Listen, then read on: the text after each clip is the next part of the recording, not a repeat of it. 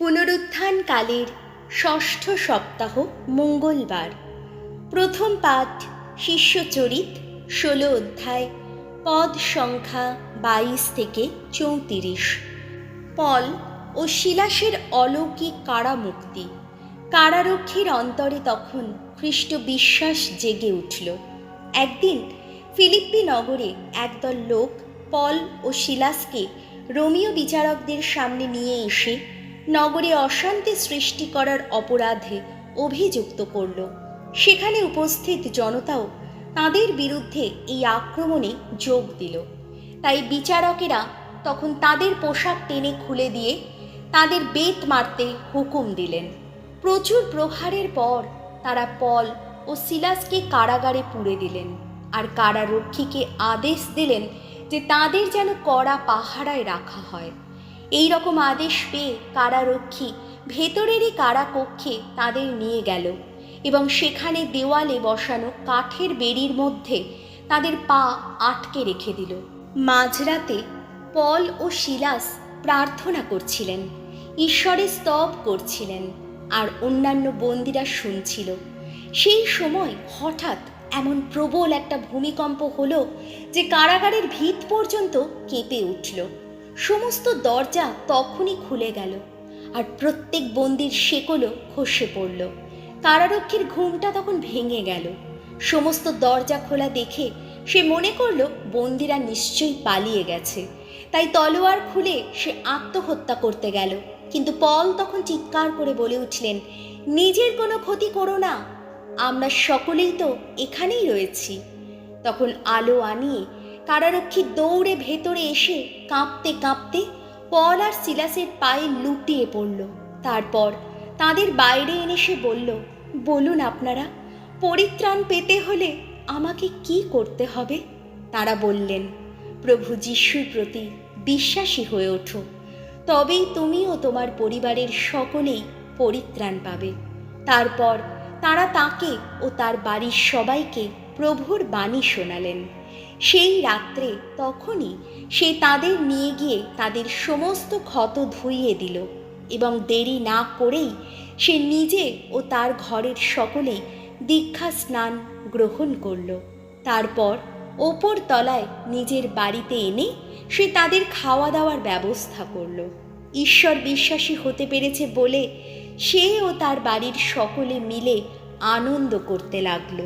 প্রভুর বাণী। শাম সঙ্গীত ধুয়ো। প্রভু, জানি আমায় রক্ষা করো তুমি তোমার শক্ত হাতে। ওগো ভগবান, মন প্রাণ দিয়ে গাইব তোমার গুণগান। আমার মিনতি ফিরিয়ে দাওনি তুমি। দেবকল্প যারা, তাদের সামনে এই শাম গান তোমায় শোনাবো আমি। তোমার পবিত্র মন্দিরের দিকে মুখ তুলে আভূমি প্রণত হব আমি। ধুয়ো। প্রভু, জানি আমায় রক্ষা করো তুমি তোমার শক্ত হাতে। তোমার বিশ্বস্ততা, তোমার দয়ার জন্যে গাইব তোমার নামেরই গুণগান।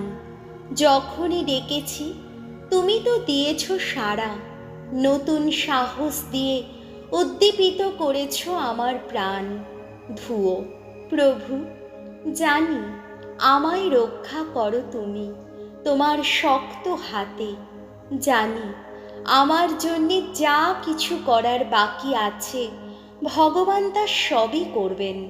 ওগো ভগবান, তোমার দয়া সে তো চিরকালেরই দয়া।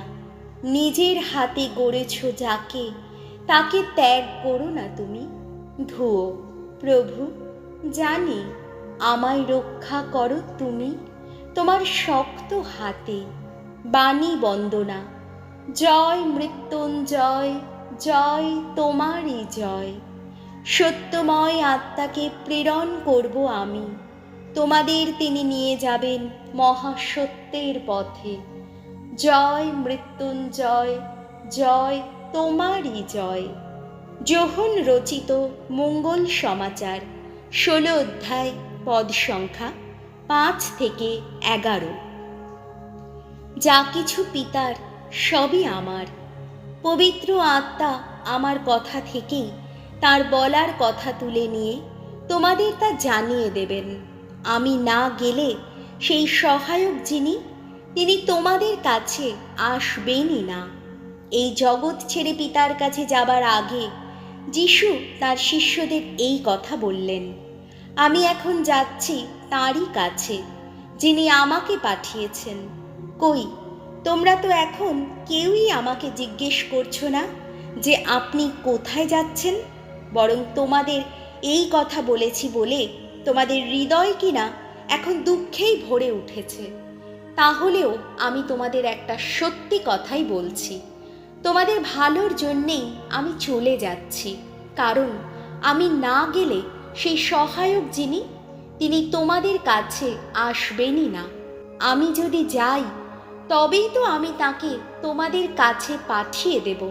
আর তিনি যখন আসবেন তখন তিনি প্রমাণ করে দেবেন যে পাপ, ধর্মিষ্ঠতা ও বিচারের ব্যাপারে এই সংসার কত ভ্রান্ত পাপের ব্যাপারে। কারণ সংসারের লোকেরা আমাকে বিশ্বাস করে না। ধর্মিষ্ঠতার ব্যাপারে, কারণ আমি পিতারই কাছে যাচ্ছি, এরপর তোমরা আমাকে আর দেখতে পাবে না। বিচারের ব্যাপারে, কারণ সংসারের সেই অধিপতির বিরুদ্ধে রায় দেওয়া হয়েই গেছে। প্রভু যিশুর মঙ্গল সমাচার।